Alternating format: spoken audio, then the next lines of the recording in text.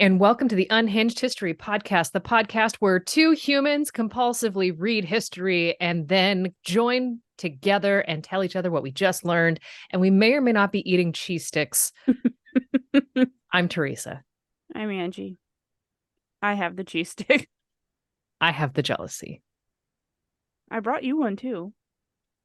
Yeah, you didn't mail it to me in time. And you don't want to mail cheese because especially the ones that need to get refrigerated, because then it gets all sweaty and slimy. And look, I'm not here for that. In case you're wondering, most people aren't. This is a history podcast, not a how to ship your cheese in the mail. But if it was, I mean, Teresa has the knowledge on how to ship. I have the one's feelings. cheese, I mean, I may or may not have looked this up before. I don't blame you. I mean, it is well, think about it. How do people get a part of those cheese of the month clubs? They have to ship their cheese. Well, they do. They do. And there's also like different ways you can preserve things like cheeses and stuff. Like you can do certain things and then like dip it in wax, covered in wax, and like, really do that kind of preservation aspect. I guess that's what those people do. I have never, my family just gets me gift cards as opposed to cheese club. So you can spend it on whatever cheese you want At the store. you want. Yeah. So I can get that instant gratification and not just wonder if my Darby Sage is going to arrive safely in the mail. That's fair. There was, so random side cheese story, which I didn't think I would ever tell. When I'm so excited. When I lived in Japan, the department stores had grocery stores attached. They were typically in the basements. And so if you wanted to get like a step above what your standard grocery store had, you wanted to find the nice crackers, you wanted to find the nice, whatever it was, you could go to the department store and go to their grocery store to get that. Well, also the department stores would also have like seasonal events where they would do all kinds of stuff to like drum up things. The nice department store had what they called the British Fair. And so they had a bunch of like British goods and British foods and British, whatever the hex. And Japan as a whole doesn't do cheese, right? When you go like here, you go to the cheese aisle and you've got quite a bit to choose from. It's not as cool as what I see happening in England and France and whatnot. But we've got cheese. In Japan, options. You've got Colbert and you've got like some shredded white cheese that doesn't melt. Oh. It is like that's uncomfortable. Exactly. Like you don't know what it is. It's just labeled cheese. Okay. It's a bag of confusion. Literally. These are things. So imagine my surprise and joy when I go to the British Fair and they have a cheese sampler plate. And it's $50. And you don't make a ton of money, but you buy your $50 cheese plate and you put down nearly the entire thing that night. I am proud to know you.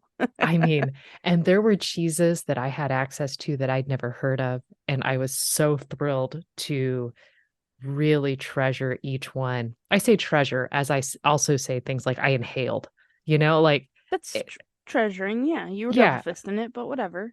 I mean, like. Dual wielding.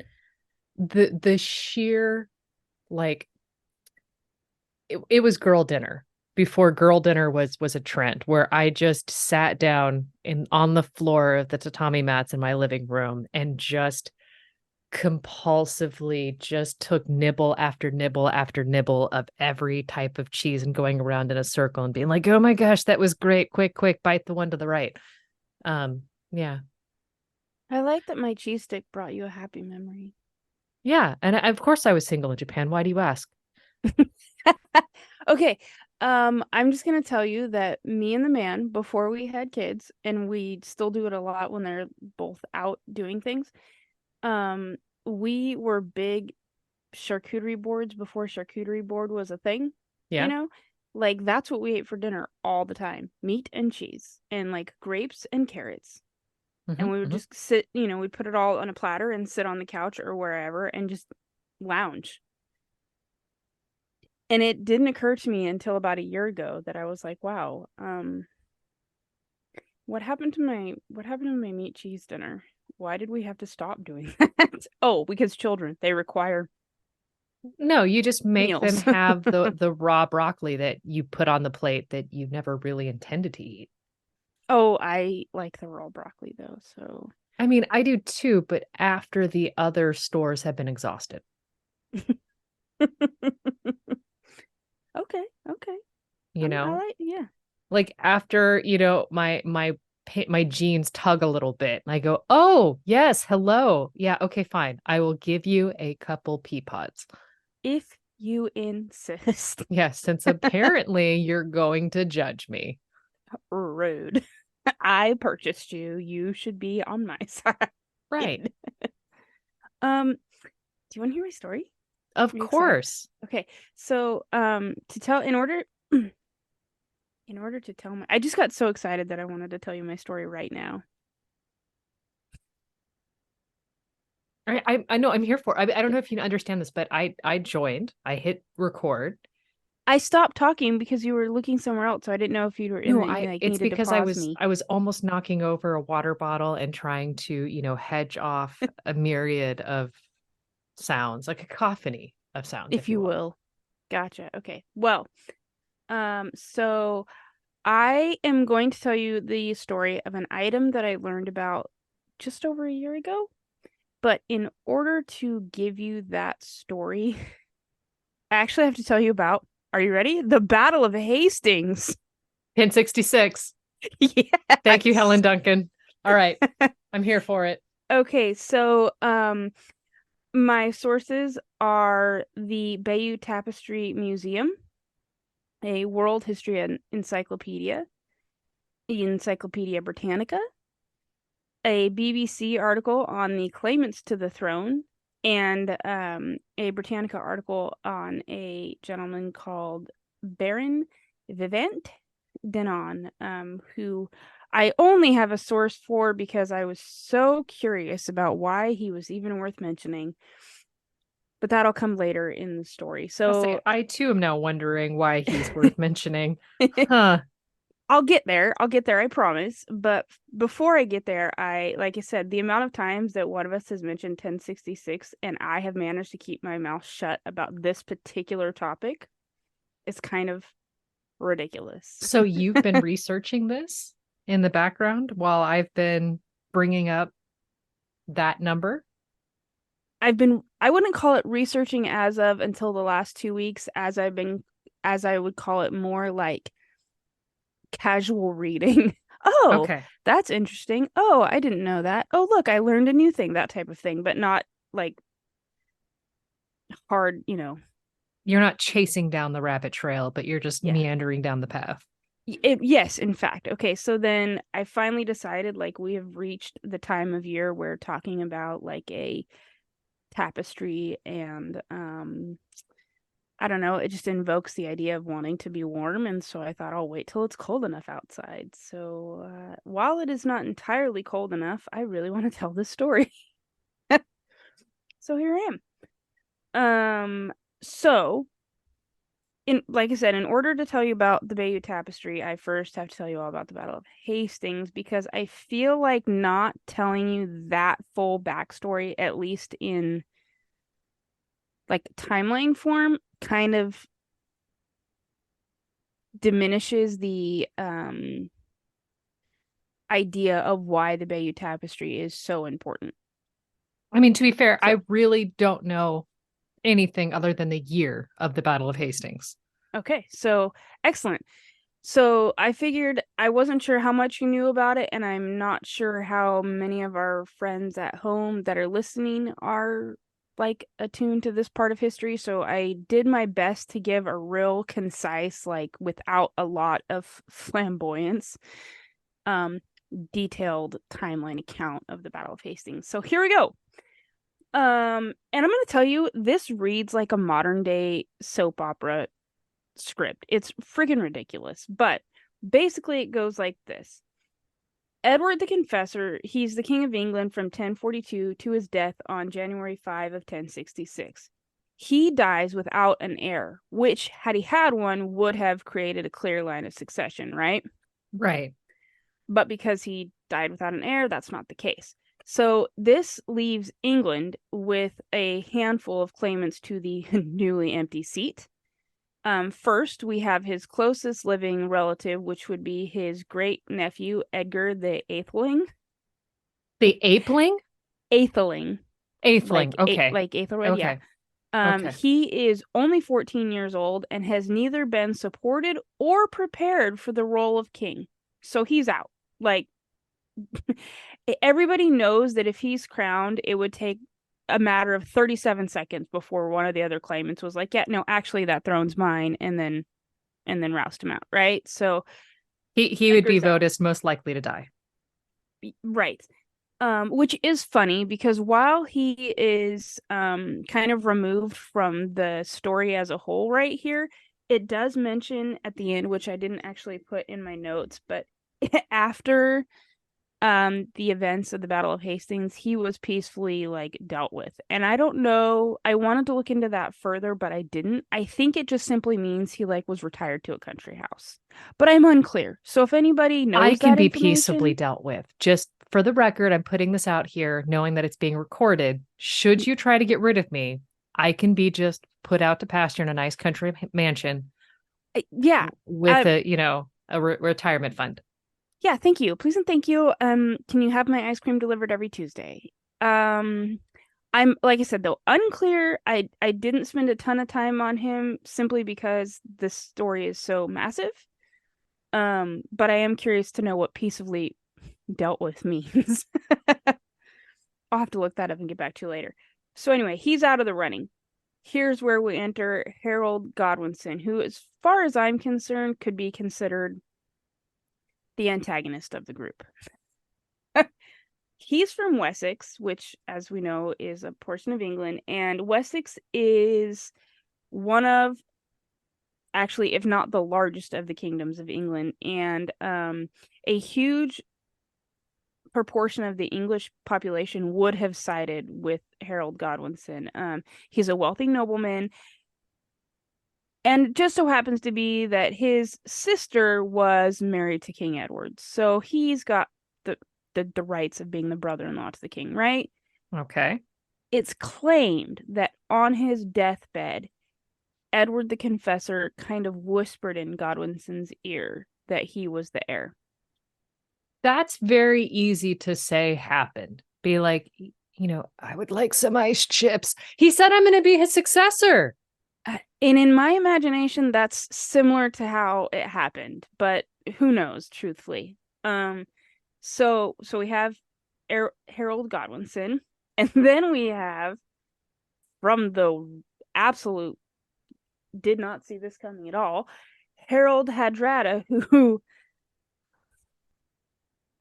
Harold Hardrada, who was a Viking and king of Norway.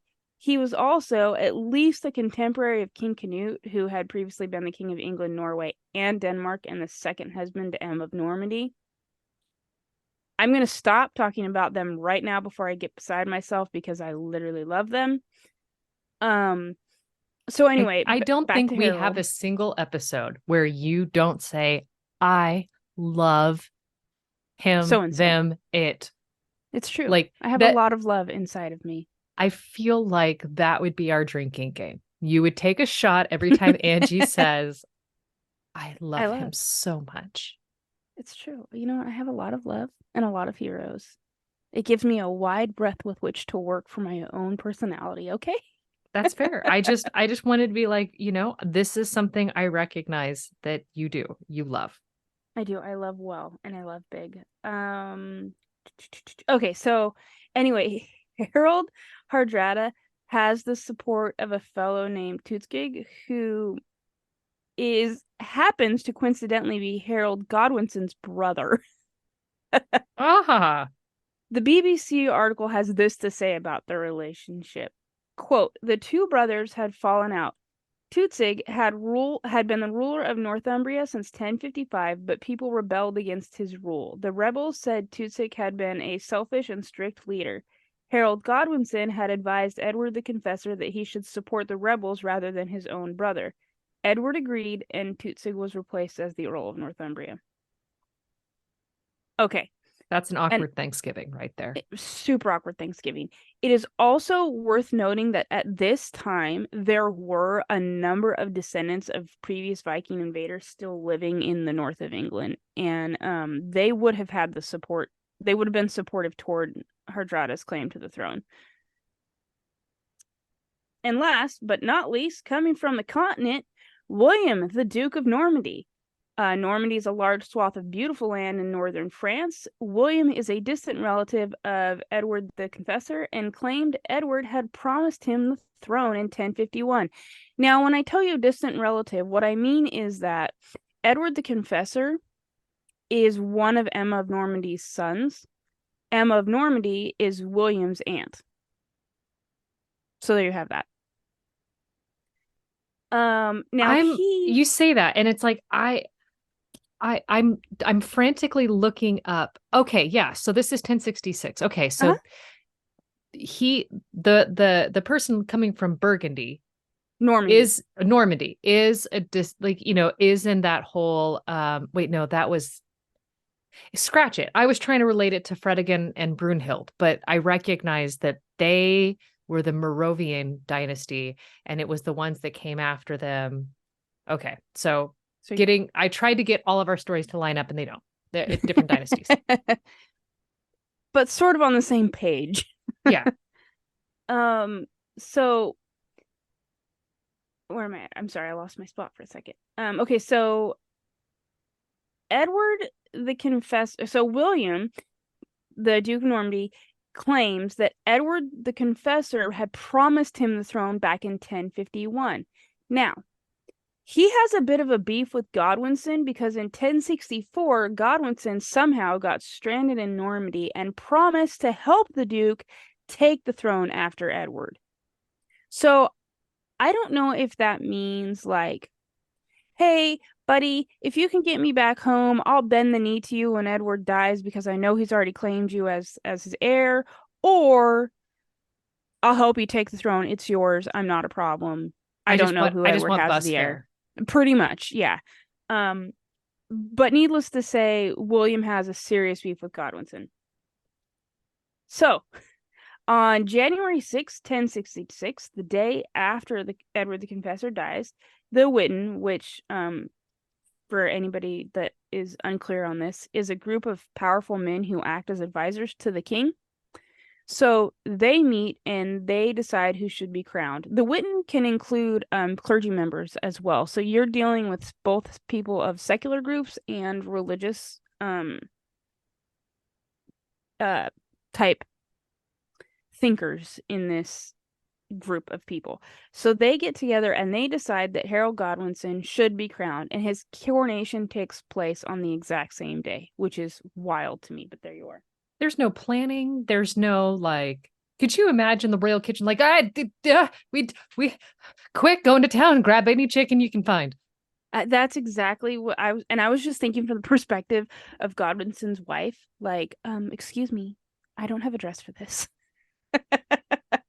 But anyway, just tell the painter to paint something fabulous. You can change your painting later on too. You can be whatever you want to be Tuesday, but today, just whatever you got on, it's great. Let's call it good.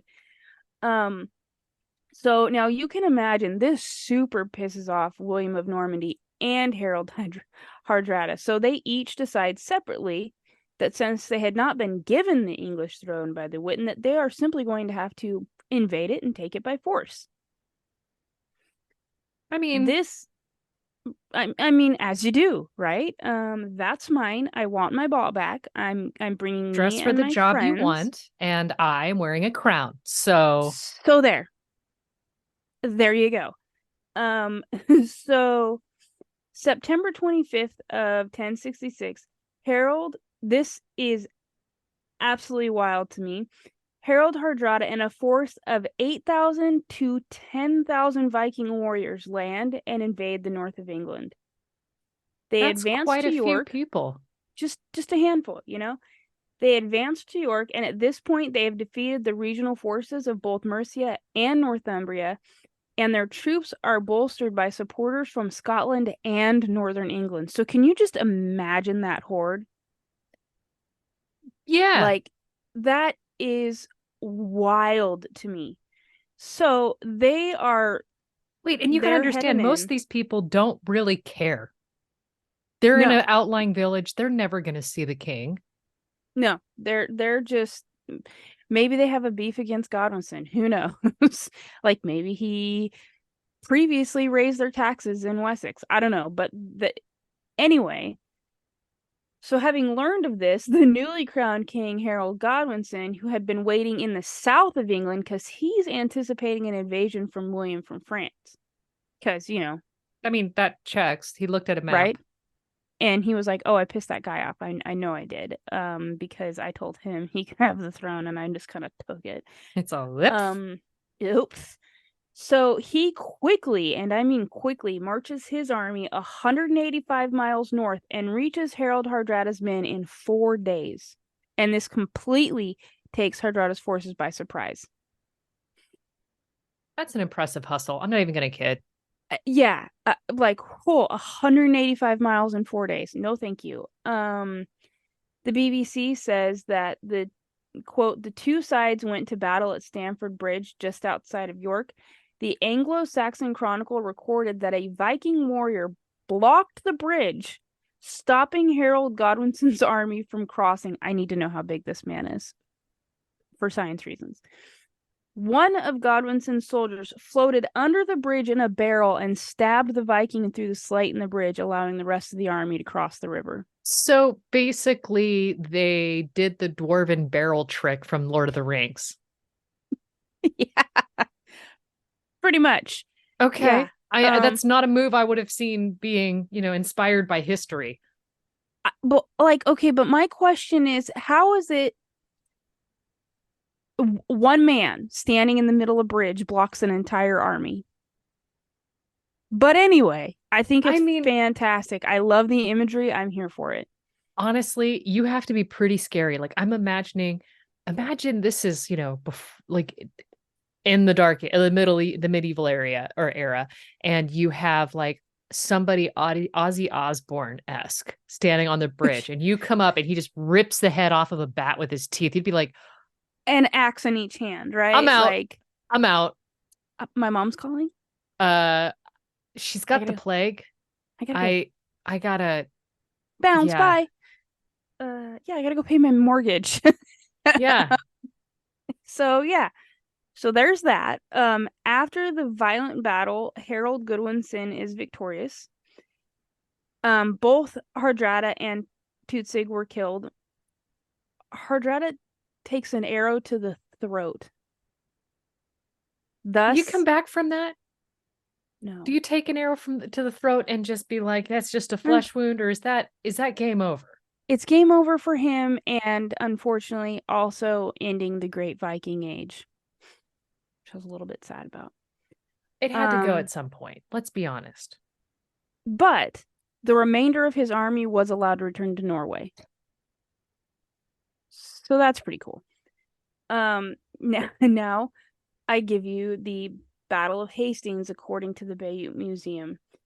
The morning of October 14th, 1066, William divided his forces into three groups: the Britons on the left flank, the Normans in the center, and the Franks and the Flemish on the right. Archers, foot soldiers, and cavalry were organized under the Duke's leadership.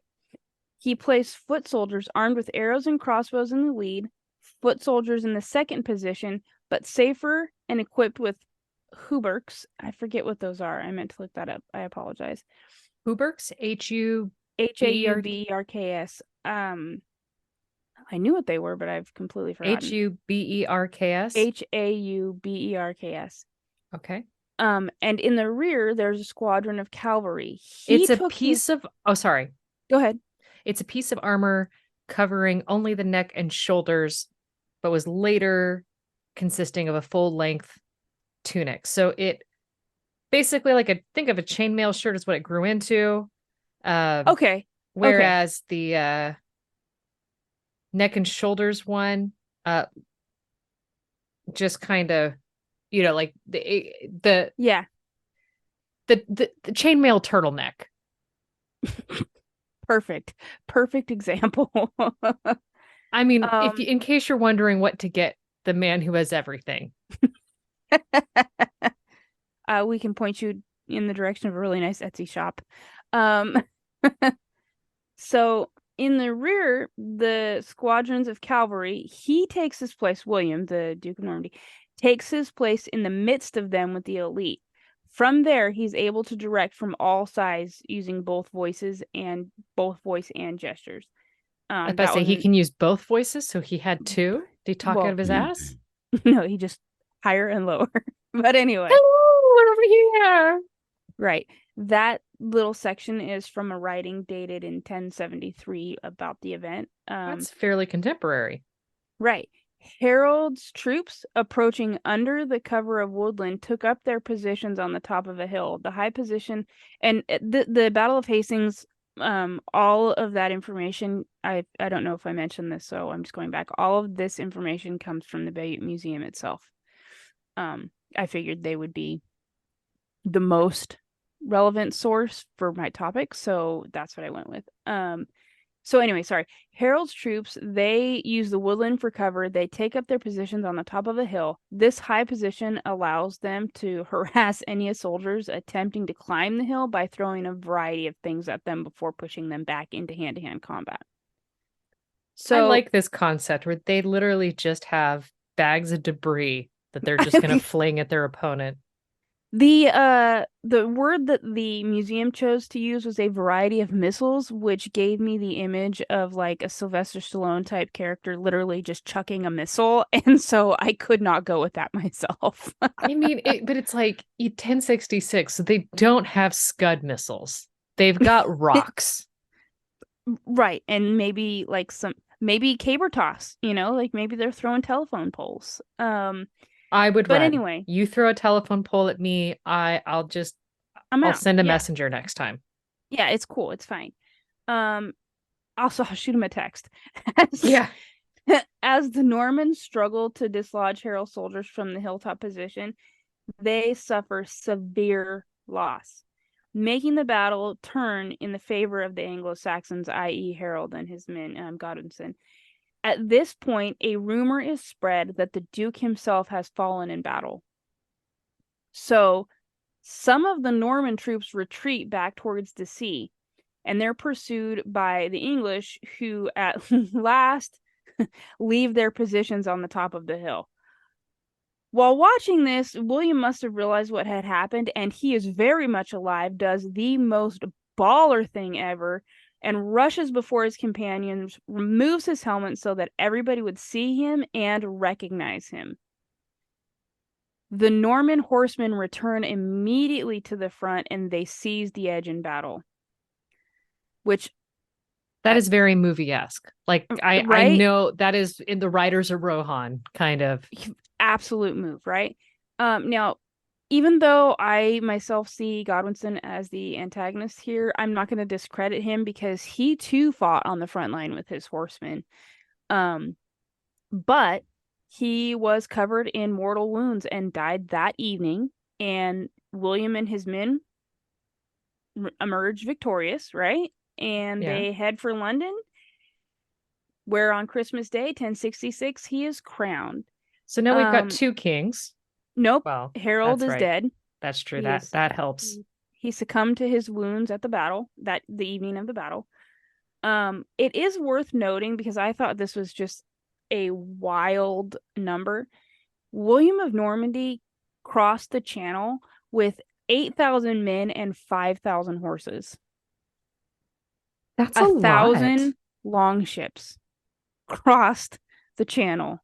And that's not even counting Hardrada's, what he traveled with. This is just William, the Duke of Normandy, or as we know him today, William the Conqueror, right? Like, that was such a wild vision in my mind of 5,000 horses crossing the channel. Where And do it you gave even me find that such, many at that point? Like, well, So Normandy is super wealthy and they have a massive swath of land in northern France at this time. So I don't imagine for him that was actually a hard concept. Um, it was probably not. And he's also got Flemish soldiers and a handful of other near areas that are working with him. So I don't think for him that that was too wild to assume that could cross the channel. But visually for me, all I could think about was the Dothraki Oh, crossing the sea in Game yeah. of Thrones. And I was like, wonder how the horses thought about that. But anyway, so that is a shortened, straightforward timeline of the Battle of Hastings, which I had to give you in order to tell you the story of the tapestry, which I'm headed to right now, but my notes are long, so I've got to scroll. So the Bayeux Tapestry is a medieval embroidery depicting the Norman conquest of England in 1066. It is both remarkable as a work of art and important as a source for 11th century history, which I think is fabulous. The tapestry itself is a band of linen 230 feet long and 19 and a half inches wide. It's now light brown with age.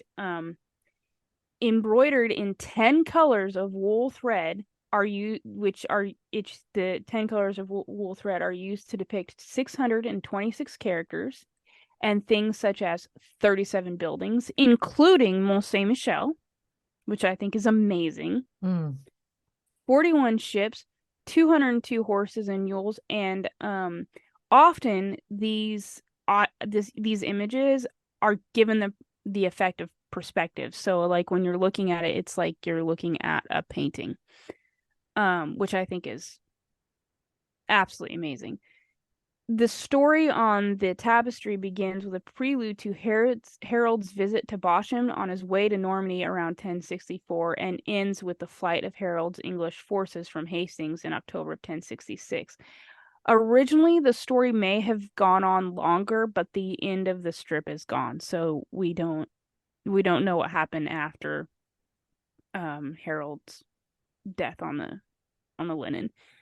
The top and the bottom run decorative borders with figures of animals and scenes from the fables of Aesop's. And I'm going to jack this up. Phaedrus. There are scenes of horses and the chase, and occasionally scenes that are related to the main pictorial narrative, which I thought was pretty cool. It has been restored more than once, and in some of the details, the restorations are doubtfully done. Like They took some liberties. yeah. If you want to share screens, I have found you some images. Yeah. I mean, honestly, I was hoping you were going to do that so I didn't have to do that on my lonesome and hope you didn't hear the clickety clack of my keyboard. Nope. Let me share my screen with you. Are you seeing the correct image? Okay, so for those of us playing at home, there is a section that it's two horizontal frames stacked on top of each other.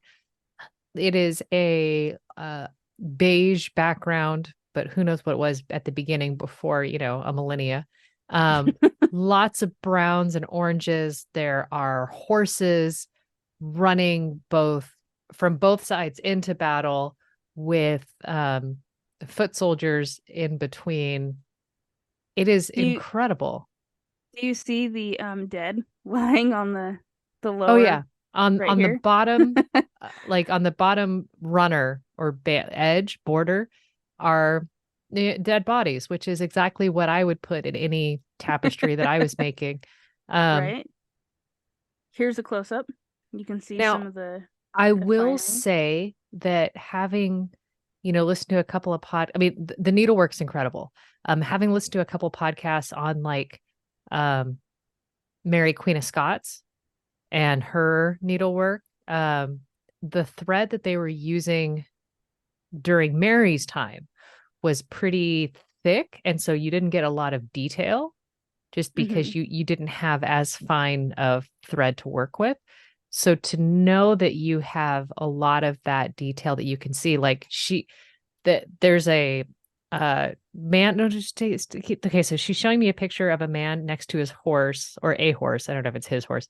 And he's got like armor on or a uniform of some kind, but there are triangles of like brown Very, yeah. and blue, and they are very minute and very well done. And so, like, I'm just looking at this going, that is, yeah, there's a lot of artmanship there.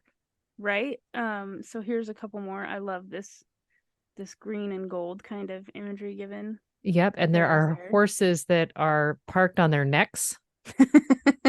Um, They they've they've been knocked over in battle. yes, they are Um, mid-roll. yeah. You can actually see the soldier right here falling off. Yeah, falling off of his horse as his horse is, sitting on his booty with his head flipped back behind him in a yoga pose. Um, Coincidentally, this is also the invention of Western yoga. yeah, Didn't know that. downward horse and fallen warrior. Fallen Warrior is gonna be my new favorite pose. I mean, um, downward horse is mine. this is my favorite image. So you see Mont Saint Michel in the top right. Yep. I think it's absolutely stunning. Um, so in this image, one of the things that I think is special about it, besides the cathedral and the island itself, is that on the horses, and again, you can see the men in their armor, you can see the varying shades of triangles to denote the color change, but the horses' manes are very detailed as well. It's just such an interesting take. Now, what's really interesting about this is it is called a tapestry. However, it is an embroidery. They didn't, you know how tapestry would have been done with the wool tool. The loom. Yeah, Yeah. thank you. I couldn't think of the word. This was done as embroidery, which I thought was really interesting that it's called a tapestry, but it is not. But Well, that's its name, so are here they we are. saying tapestry just because of size? Because you could embroider a shirt, you could embroider socks. My understanding is it is called a tapestry. I'm assuming simply because of its size, but that typically tapestry is done with a loom. This was not. But it is 216 feet long, so That took a while. it I'm just sure gonna did. say, Right? Okay, so I think I showed you all the images. I did. And those are just a small selection of the images. You can actually go to the Bayeux Museum website and see some pretty significant information and detail on it, which I think is really cool. And again, I said this piece is really important because it celebrates both secular history, but it has been staunchly protected by the church since its inception, which I think is really interesting to note. Like I said, the Bayeux Tapestry tells this epic, literally Western world changing story in the wool thread embroidered again on the linen cloth. And it reads like stained glass windows. It's considered both an epic poem and a moralistic work. The museum tells us that some of the scenes which depict the crossing of the sea in the longships, the cavalcades of horses, shields, coats of mail, fantastic creatures, the battlefield, and it gives us in great detail the event like unfolding before our eyes, which I think is really fantastic. Move along, move along. Now, it is worth noting this. Odo, who is one of the characters that's named several times on the Bayeux Tapestry, um, Odo and William have the same mother. They're half brothers. And he owed his appointment as the head of the Bayeux Diocese in 1050 to William. So, like, big love right there, right? Odo is loyal to the Duke through and through, and he takes part in the plans to invade England and fights alongside his half brother during the Battle of Hastings. It's generally supposed by historians that Odo had the Bayeux Tapestry made to embellish his new cathedral at its consternation in 1077, exhibiting the tapestry in its, all of a sudden I can't say this word, constructed, its holy place. consecrated. Thank you. Consecrated building provided legitimacy for the Norman conquest of England. So, exhibiting the tapestry in its consecrated place provides legitimacy to the Norman conquest of England. Interestingly enough, while it was commissioned by Bishop Odo, there is a like oral traditional belief that the tapestry itself was crafted by Queen Matilda and her ladies in waiting. I Like the mean, Matilda of Flanders, Matilda. I don't know anything about her. Oh, well, I'm that's an exciting. uncultured swine. I'm so excited. I'll have to bring you that story too then. Um, but there's no one knows for sure if that's actually true, but it's fun to think on, I guess. I mean, who else would really do it though? I mean, you get a bunch of women who don't have TV. They're not sitting around listening to podcasts on true crime. Oh, right. And embroidery is one of their skill sets. So I kind of don't put that past being the truth. It makes sense to me.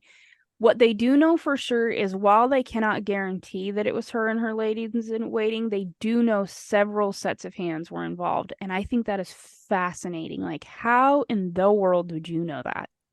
You can, I But mean, they do. well, it's okay. So you look at brushstrokes and you can Right. see this person has this kind, they hold the brush like this. They always flow in this angle. Like this is the thing. You're going to get that level of dexterity even with a needle. Which, I mean, makes sense. But when you think about, like, I guess it kind of blew my mind when you think about the fact that this is over 1,000 years old and it's not painting but needlework, and they're Right. still able to tell, right? I mean, you're right. Like the dexterity and the art, the craftsmanship that goes into it is definitely individualistic, but it all flows together so well. And I think that's the part that blows my mind. That how would you be able to know it's Well, I not mean, one person but rather seven people? Let's say. I think if I like hearing you say it, I'm like, well, I mean, as I'm doing embroidery, listening to you, I'm like, oh yeah, of course, that makes all the sense in the world to me. You know, I've seen a couple of tutorials. I'm like, oh, they do it just a little bit different, um, than how I just naturally picked it up. But I think if I were learning it, I would have the same level of wonder and go, oh my gosh, I can't believe that you say it. I'm like, yeah, this checks. Yeah, so there you are. I know nothing about this. Is all I know about embroidery. So there's that. Um, so interesting. In the inventory of the cathedral treasury, it is dated all the way back to 1476, included on the list of artifacts, which I thought was pretty cool. So we have kind of a paper trail of its existence. It was hung in the nave once a year. During the rest of the year, it was kept in a wooden chest in the vestry. The masterpiece thus remained in the Bayeux Cathedral for 7 centuries, Wow. almost entirely unknown. Um, there, so no other document mentions it until the beginning of the 18th century after the revolution in 1794. The Arts Commission for the Bayeux District seized it, which I think is so stupid, on behalf of the nation to ensure its protection. Because apparently being kept safe in the Bayeux Cathedral for 700 years wasn't enough, I Okay, guess. but this is also the time where the British are touring around the world and saving, liberating artifacts from a variety of places. So I will say it's cool that they at least had to liberate their own crap too. Well, so in this case, this particular artifact is purely Norman. Oh, so they went to France. Yeah. Okay, no, So you're right. You're right. Okay. so this artifact was created and consecrated for the Bayeux Monastery or the Bayeux Cathedral in Bayeux, Normandy. I should have Okay. said that in the beginning. I don't think I did. No, I mean, but see, normal people would go, do you see the cathedral in the background? Be like, oh, yeah, that's in France. But I'm an uncultured swine. So, Well, and in your defense, that particular cathedral I was talking about is not the Bayeux Cathedral, so there's that. um, so there's that is going to be the title of my podcast today. So where am I at? Sorry. Okay, so the like I said, the Arts Commission for the Bayeux District seizes it on behalf of the nation, ensuring its protection. According to a well-established local tradition, it was almost cut up in 1792 to make covers for soldiers' carts, but luckily was saved by a local lawyer who refused to let it be removed from the Bayeux Church, which I thought was pretty cool. At the beginning of the 19th century, however, the interior minister requested on November 15th of 1803 via the prefect of Calvados that the Bayeux Tapestry be sent to Paris to be shown at the Napoleon Museum for a few days. The tapestry was sent by stagecoach and then displayed in the Apollo Gallery at the Louvre from December 6, 1803 to the 18th of February, 1804. That's just a few days, apparently. Which I guess in my time frame, that totally is. It's possible Napoleon himself used it and saw it as a propaganda tool as he was preparing his invasion for England. So we don't know, but maybe. And this is where I had to look up this gentleman. So I have an excerpt from Vivian Denon's writing, and I should mention this is what I had to look up because it was really interesting of why he was even relevant to the story. But he was a French artist, writer, and diplomat, along with as well as being an archaeologist and a museum official who played an important role in the development of the Louvre collection.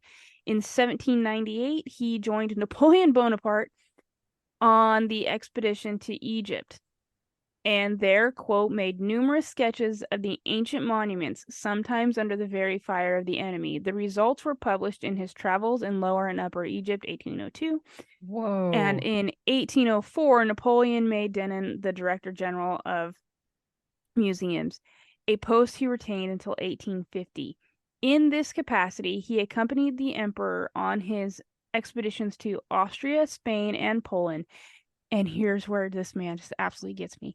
And advised him in his choices of works of art to pillage from the various conquered countries, most of which ultimately reached the Louvre.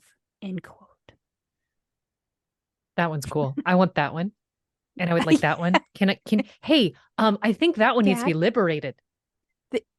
Can we? Yeah. I've got a nice space on the wall at home. Right. So colonial right there. Thanks for that, buddy. Because those works of art weren't doing just fine in their home countries, but that's fine. In his shoes, I would not be any better. I'm going to be honest. I have an I'm army thinking, at my back and a wish list. I can get all the ones I want. Thank you so much. So anyway, he says in a letter dated the 20th of February 1804 that was sent with the tapestry when it returned to Bayeux, quote, I am sending back to you the tapestry embroidered by Queen Matilda, wife of William the Conqueror. The first consul was very interested to see the precious commemorations of our history and congratulates the townspeople of Bayeux on the care they have taken to preserve it over 7.5 centuries. Whew. So at least he's super impressed and he gave that one back. From 1812, the tapestry itself was kept in the Hotel de Ville, which is the city hall in the Bayeux. It was generally hung and displayed to the public in September of every year. And if visitors wished to see it outside of September, the custodian could show it to them by rolling it out gradually on a table by turning the crank handle of a winder. Right? This way of exhibiting it was described on several occasions by British writers between 1814 and 1836. By 1842, however, it was permanently put on display in the gallery, which I thought was pretty fabulous. So I think this part's really special. Many connections that have been made between the Bayeux Tapestry and the Normandy landings. There have been many connections made, between the Bayeux Tapestry and the Normandy landings of 1944. There is a most notable example on the front page of the July 1944 edition of the New Yorker, where the D-Day landing in Normandy is described in the form but in drawing form, in the style and color of the 1,000-year-old embroidery, and it is beautiful. I have a copy of that too, and you can actually see Churchill. Like it's Jack pretty. Churchill, the one with the sword, or Winston? Oh, Jack Churchill was crazier. You're right. I'm sorry. No, you're fine. You're fine. Both are cool. So there you can see the done up Oh, in the that is same. neat. So it is the cover of the New Yorker. Churchill is featured with his big old cigar. And And then then, you have the king, yep. And who who's the, oh, coincidentally just looks like the king from Hamilton. you're not wrong. Yeah. Is that not Eisenhower back there? I might have That's what my I was cousins. thinking. That's what I was thinking. And then on the other side, who is that? There is just an Axis soldier and another dude with a, Bray. yeah. Yeah. So, I'm sure if you were looking at the New Yorker in real time, you'd be like, oh, I know exactly who those two people are. right? So, I'm trying to get my, there we go. There is a plaque that commemorates this saying, "We, once conquered by William, have now set free the conqueror's native land. This inscription is on," that just gives me the chills. "This inscription is on the memorial of the British Military Museum erected at Bayeux by the British government as a tribute to the Commonwealth soldiers who perished in the Battle of Normandy during the summer of 1944." And that's the story of the Bayeux Tapestry. So wait a minute. When I ended up coming to you with this big old long story about World War II with Colin Gubbins, you literally had like a World War II tie-in. I did. Wow. You can imagine how I was literally sitting on my hands trying to keep my mouth shut because I was like, but I have a really cool. Oh. So that's the quick version of the Battle of Hastings and the story of the Bayeux Tapestry. And it has its very own museum that houses the tapestry in a way where you can literally walk around the room and view the whole thing. It's pretty fabulous, That would be so awesome. right? It's pretty remarkable to see some of the images, and I think to see it in person would probably be even more powerful. I think that's why it really speaks to both it being cared for by the church, but it being secular history makes it so important because it is a first narrative document, right? Like this was created not long after the Battle of Hastings. So we're Right. seeing like a first source as opposed to a journal entry from 300 years later about what they thought happened. Now, that does also mean that it can be embellished to tell an epic saga by the winner because the victor writes history, but that doesn't make it any less valuable or important. And I think it is just, it's my favorite. It's my favorite tapestry. I don't know if you're allowed to have favorite tapestries, but that's my favorite one. You can. I can't say that I've ever looked at enough of them to, come up with my favorite, but now I want to. So now we have a new goal to look at tapestries, starting with the Bayard. There you go. That's my story. That is exciting. I had Totally no not idea that unhinged. it exists. Neither did I until about a year ago when I was listening to a podcast and for the life of me cannot remember who like what the show was, or it might have been like a History Channel like 10-minute blurb type thing, But I was like, wait, hold on. That sounds fascinating. So I immediately like stored its name in my brain and started looking at pictures and started like realizing that the history that surrounds it is history that is still so relevant to today, even though it was over 1,000 years ago. And the best part of this story, as far as I'm concerned, was talking to my wee son about it when I mentioned that it catalogs the event that changed the world as we know it. Like the world would be so different if it didn't happen. And he was like, "That's crazy that that happened 10,000 years ago." Uh, And I was like, "No, but your date's off a little bit by I don't know, like 10 times. 8,800 years, but it's fine." And then he did the math and was like, "You're right." I know.